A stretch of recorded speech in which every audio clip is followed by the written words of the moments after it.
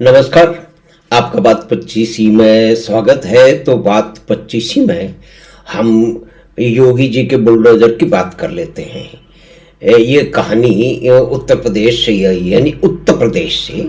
उत्तर प्रदेश यानी कि जो एक पहलवान किस्म के माननीय मुख्यमंत्री हुआ करते थे, उन्हीं के समय की बात है। तो उन्हीं के समय में उनके एक मित्र, या समझ लीजिए कि उनके समाज की चिंता करने वाली पार्टी के कोई एक सदस्य थे। उन्होंने बहुत सारे लोगों की आसपास में सरकारी ज़मीन भी दबा रखी थी, और एक गरीब ननकू राम था, उसकी भी ज़मीन दबा रखी थी। उसने बड़ी कोशिश की और कुछ ही दिन हुए कि उसने फिर शिकायत कर दी। उसने कहा कि अब योगी बाबा की सरकार है तो ये सब ठीक हो जाएगा। तो उसने जिस दिन ये सूचना दी, उसके अगले ही दिन क्या हुआ कि उसके क्षेत्र में एक नाले को चौड़ा करने के और गहरा करने के लिए एक ठेकेदार अपनी जो है वो बुलडोजर लेकर के, यानी कि जेसीबी मशीन लेके पहुंचा। तो गली उसमें सकरी थी। तो देखिए, पुराने शहरों में तो गलियां सकरी ही होती हैं, जाने का रास्ता भी एक ही था। तो जेसीबी मशीन उससे जा रही थी। सामने से एक रिक्शा वाला आ रहा था और रिक्शा वाले से उसकी टक्कर हो गई। तो रिक्शा वाले ने जाकर के जो है पुलिस में रिपोर्ट लिखवा दी कि फला फला नंबर की जेसीबी ने, जो किसी बड़े धन्ना सेठ की है, शायद अडानी वडानी की हो, उसने मेरे रिक्शे में नुकसान कर दिया है, तो मुझे तुरंत जो है वो मुआवजा दिलवाया जाए। तो योगी राज में क्योंकि पुलिस अब बिल्कुल चुस्त दुरुस्त हो गई है, तो तुरंत थानेदार साहब ने कार्रवाई की और जेसीबी को मंगा करके थाने में खड़ा कर दिया। और जब थाने में खड़ी होने के लिए वो जेसीबी जा रही थी, तो ननकू अपनी चाय की दुकान पे चाय बना रहा था। उसने देखा जेसीबी आ गई तो उसका हृदय बल्लियों उछलने लगा, बड़ा ही प्रसन्न हो गया।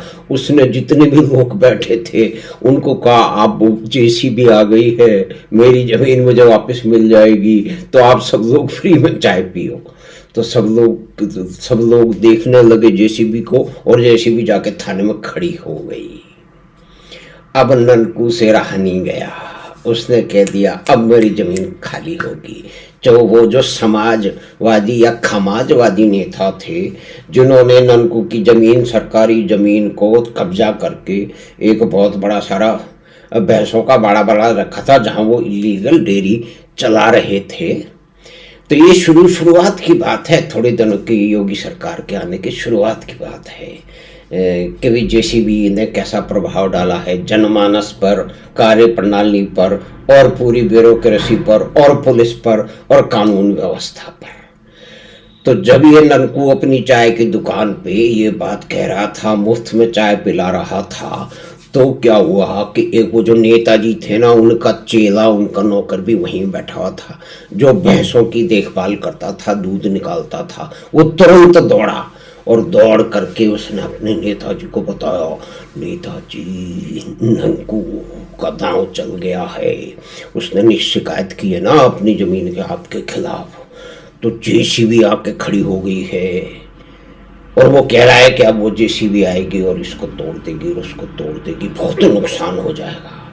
क्या करेंगे अगर जेसीबी आएगी तो इसमें। तो उन्होंने कहा, ये तो बड़ी समस्या है, अब क्या किया जाए। तो उन्होंने कहा, साहब अपनी भैंसों को बचाओ, अपनी गाड़ी को बचाओ। आपकी गाड़ी भी आपने एक 20-25 लाख की खरीदी है इन भैंसों का दूध बेच बेच के, तो उसको भी कहीं और ले जाओ। आपके दफ्तर में एसी लगा है, दुनिया भर की चीज़ें, कंप्यूटर रखे हुए हैं, 2-3 लड़के वहाँ बैठे हुए पता नहीं क्या करते रहते हैं, उन सब के ले जाओ। तो हो जाओ समाज के प्रेमी, समाज के विचारक, समाज की चिंता में मगन रहने वाले, जमीनों पर कब्जा करने वाले नेताजी थे। उन्होंने तुरंत कहा, हाँ तुरंत बुलाओ 10-15 आदमी, कितने आदमी चाहिए तुम अंदाजा लगाओ। उन्होंने कहा, मैं अभी बुला लाता हूँ। और सब तो फटाफट उन्होंने भैंसों को ट्रक ला ला करके वहाँ से रवाना किया, फिर अपनी गाड़ी को भी रवाना किया, फिर अपने दफ्तर से एसी पेसी कंप्यूटर टेबल कुर्सी सब वहाँ से हटाए। और उन्होंने कहा, तो फिर जो है वो उनका नौकर बोला, साहब ये ईंट गारा पत्थर भी तो इसको काम आएगा, दूसरी जगह आपको करवाना है तो उसको भी ले जाओ। तो उन्होंने कहा कि ऐसा करो कि दूसरी जेसीबी लेके आओ, इसको तोड़वाओ और ईंटें भर के ले जाओ। तो इस प्रकार जो पूरा कब्जा था समाज की चिंता करने वाले गणित का, वो बिना कुछ किए भी हो गया वैसे तो, लेकिन ननकू ये सब देख के बड़ा ही प्रसन्न था और उसने जा कर के किसी तरह से उसकी ठीक ठाक थोड़ी सी कमाई हो रही थी, लेकिन परेशान था कि ज़मीन उसको मिल जाती तो कुछ और करता। वो खुश होकर के बहुत सारे डब्बे लेके थानेदार जी के पास गया। उन्होंने कहा, साहब मेरी तरफ से सबको मिठाई है साहब, क्या हुई कि आपने बड़ी कृपा की, मेरी ज़मीन छुड़वा दी। तो उन्होंने कहा, कैसे? कहते हैं कि बस आपके यहाँ जेसीबी आके खड़ी हुई, नेताजी का बैंड बज गया, उन्होंने मेरी ज़मीन छोड़ दी। तो थानेदार ने कहा, अच्छा ये तो बड़ी महिमा है। तो यानी कि जेसीबी मशीन बुलडोजर की महिमा ये योगी राज में है। अब दूसरे लोग भी वहाँ से सीख समझ रहे हैं उसको। यानी कि कोई कानून नहीं बदला, कोई नियम नहीं बदला, लेकिन जो गुंडे बदमाश है जिन्होंने सरकारी और गरीबों की संपत्ति पर कब्जे कर रखे हैं, बड़े बड़े महल बना रखे हैं, वहाँ से कुछ व्यापार करके इलीगल काम करके लाखों करोड़ों कमाते हैं, उनकी तो शामत बनाई है। तो ये एक जेसीबी कथा है, यानी कि बुलडोजर कथा।